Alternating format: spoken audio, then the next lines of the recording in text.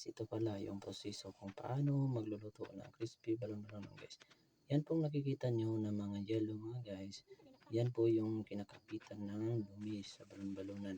Kaya tanggalin po natin yan at ating hugasan ng maigi para maalis ang mga amoy-amoy. Tapos yan guys, ilagay na natin yan sa ating lulutuan. Pakukuluan lang natin ito ng 20 minutes lang guys.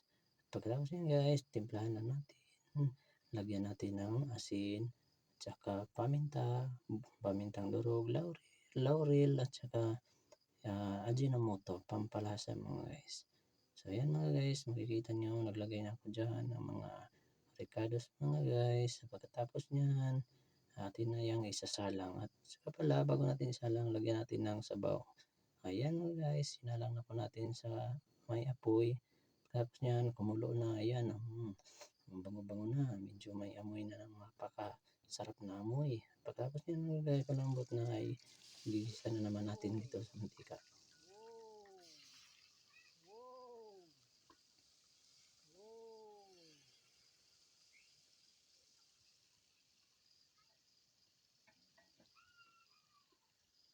Sarap. So yan na mga guys, luto na po. So yan na, napakasarap na mga guys. Napaka crispy na yan.